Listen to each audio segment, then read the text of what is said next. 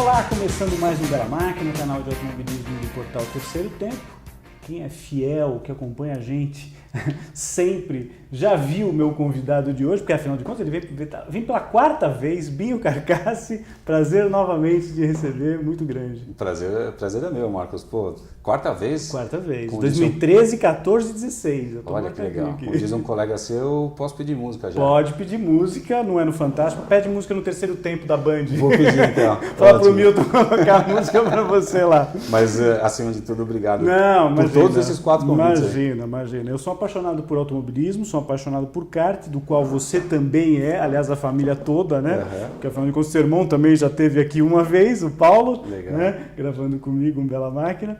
E eu acompanho muito kart e acho que desde eu estava dando uma fuçada nas minhas matérias relativas à seletiva de kart até o ano passado, patrocinada pela Petrobras, que você organizou e promoveu todas elas.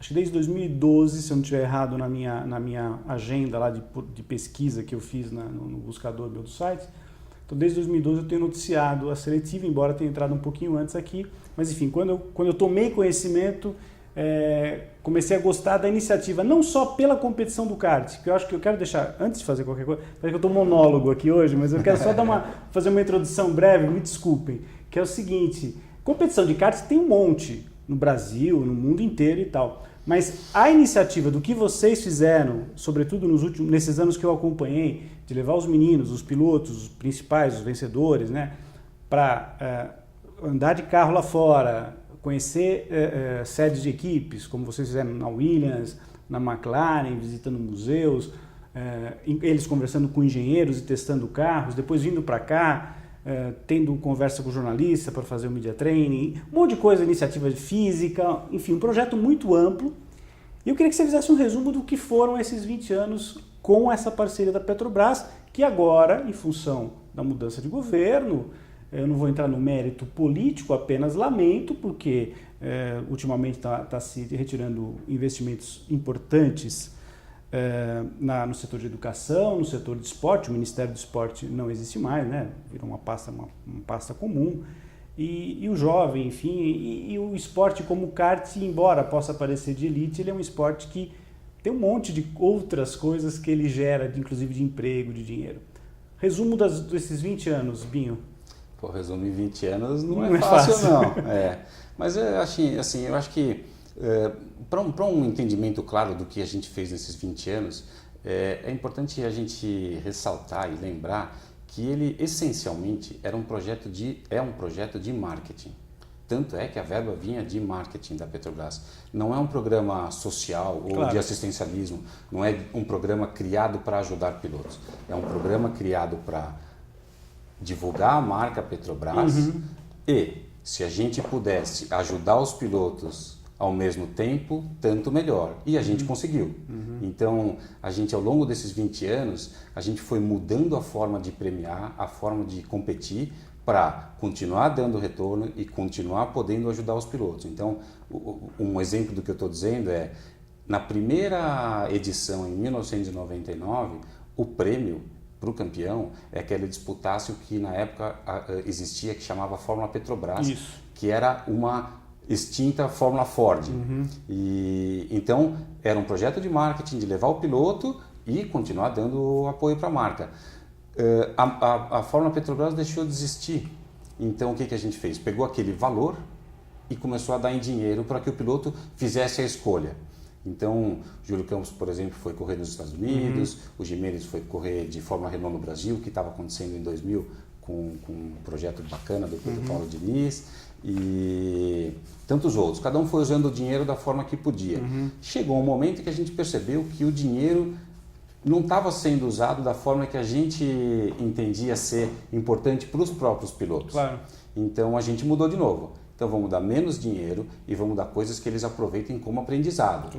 E foi quando você começou a acompanhar então as visitas para as equipes de Fórmula 1, treinam com carro de Fórmula 4, que é a categoria de base hoje da Europa. Em vários países, né? Vocês foram mais... Foi Inglaterra, teve A gente teve na Inglaterra, na Itália, na Espanha, Portugal. Tá. Cada vez a gente... Mudava, né?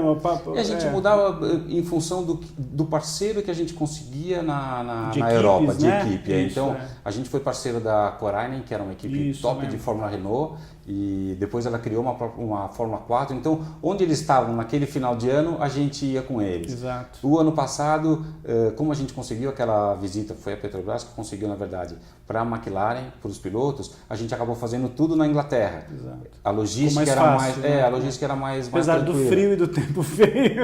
Mas você sabe que a Tava gente bom lá, quando a gente foi para lá, a gente quando a gente fala em Inglaterra, tem essa questão, não, né? E pior, para quem anda, se você conversar com os pilotos que competiram na Inglaterra, a gente foi andar em Pembrey, que é um país de Gales, onde chove 363 dias do ano. Mas a gente pegou os 2 que não choveu. Tipo algumas cidades da Noruega, assim. Isso, mas a gente pegou frio, mas não estava insuportável. Mas o melhor de tudo é que estava seco.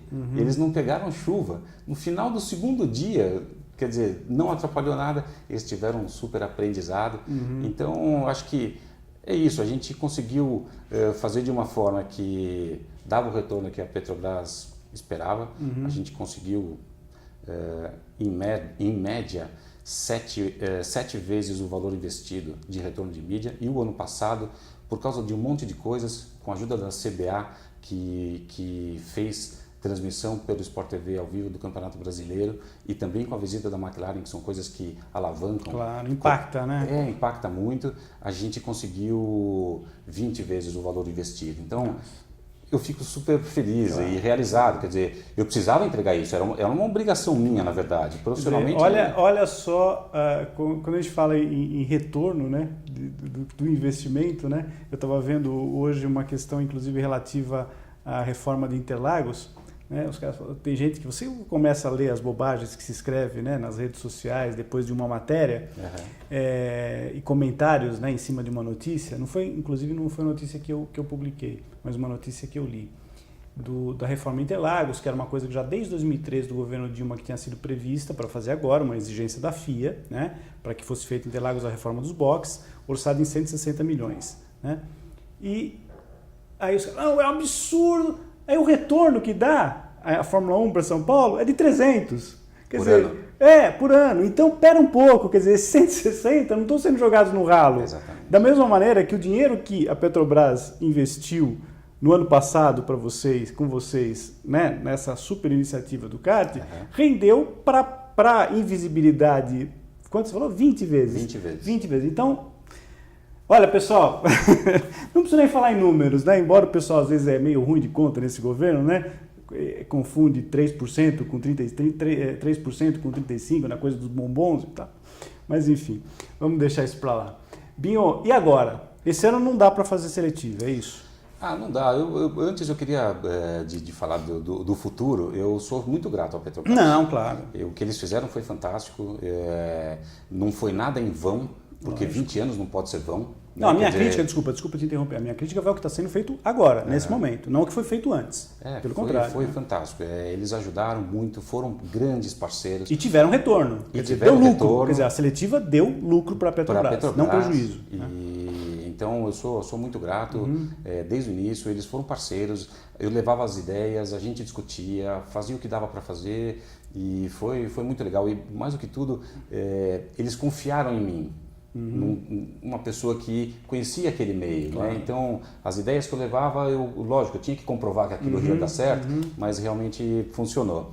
Para o futuro, eu fui pego de surpresa, claro. Né? A Petrobras criou um plano de resiliência, que eles estão chamando, e que previa cortes enormes em cultura e esporte. E eles nem discutiram os projetos, simplesmente cortaram o que não estava assinado.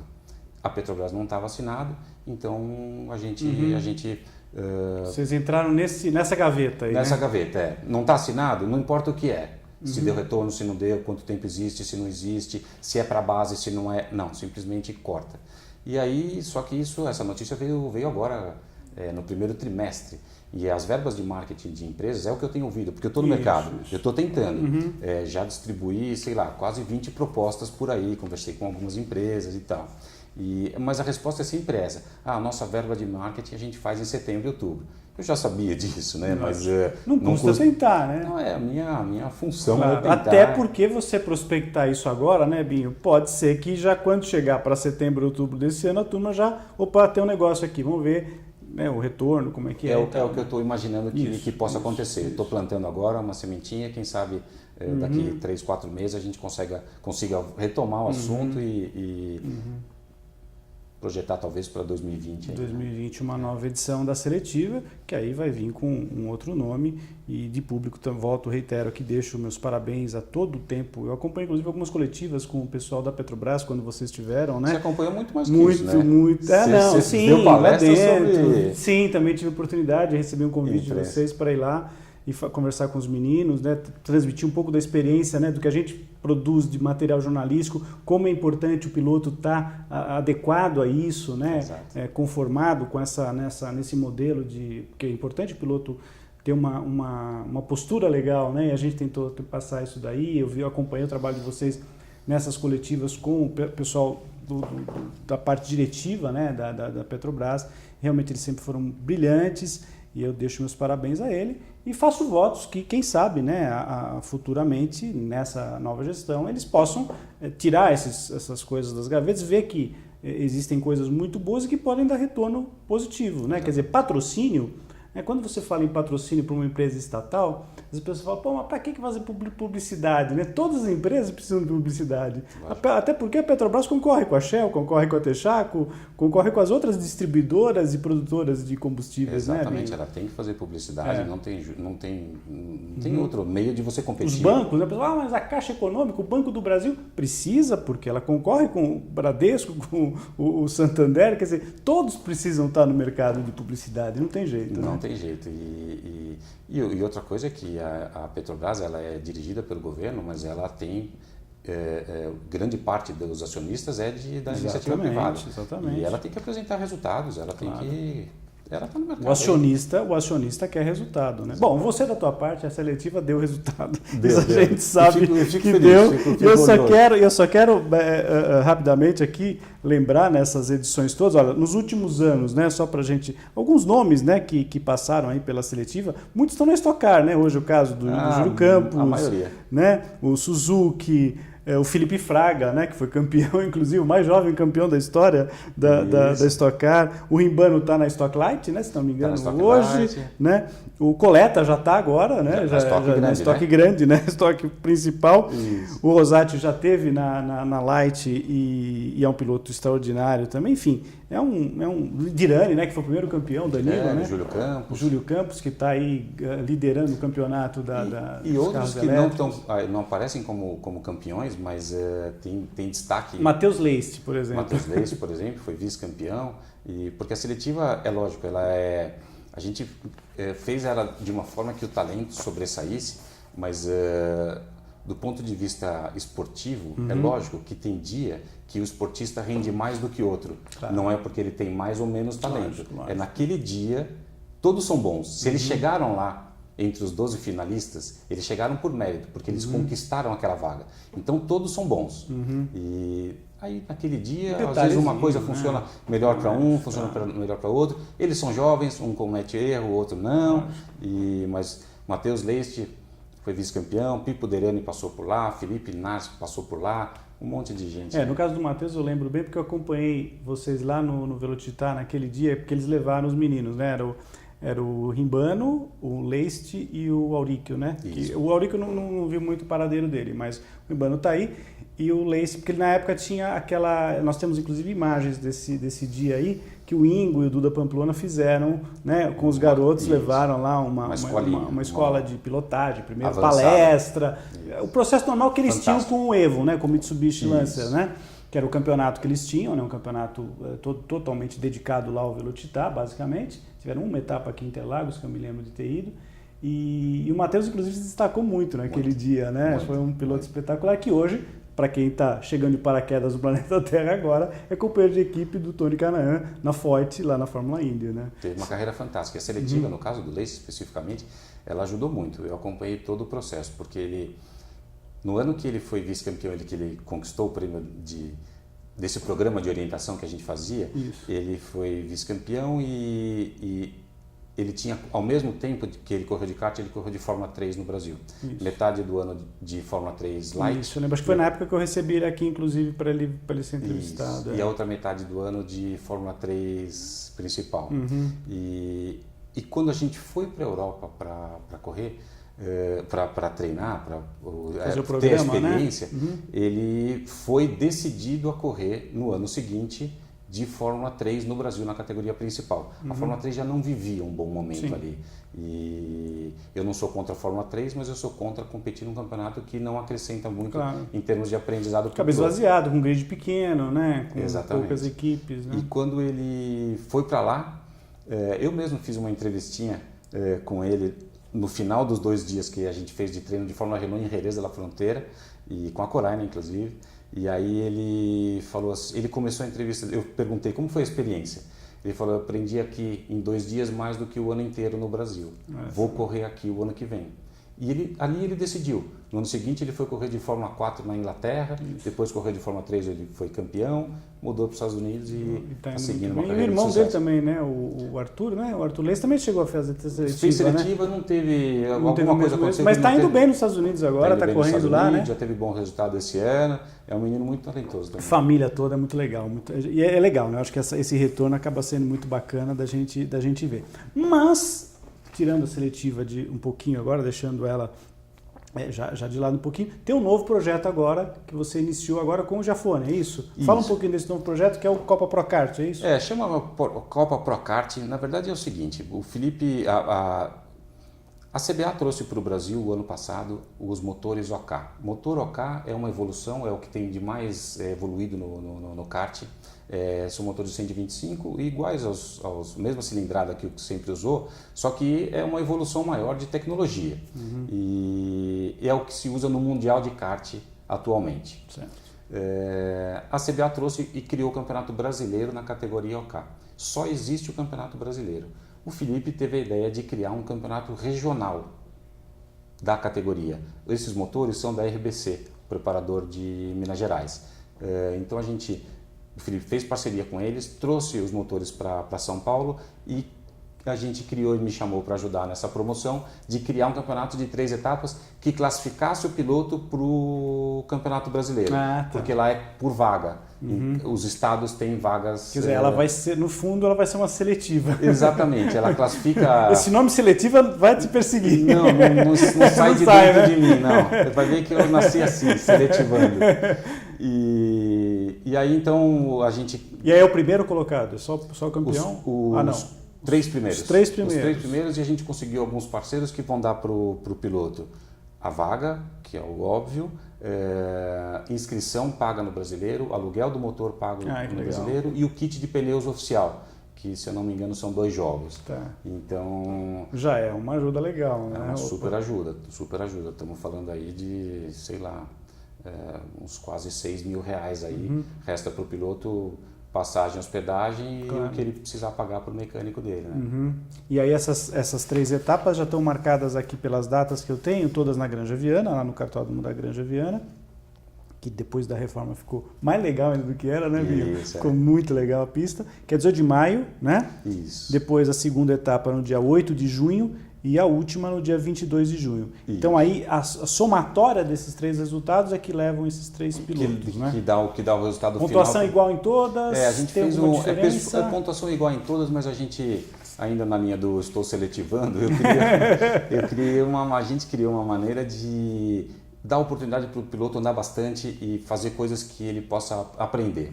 Isso é o que eu sempre penso. O kart é aprendizado, então quanto mais chance eu der para ele de aprender alguma coisa, melhor. Então a gente fez dessa forma. São 3 etapas, mas em cada etapa são 3 baterias. 2 baterias mais curtas e uma bateria mais longa. Então ao final das 3 etapas a gente tem 9 corridas. Né?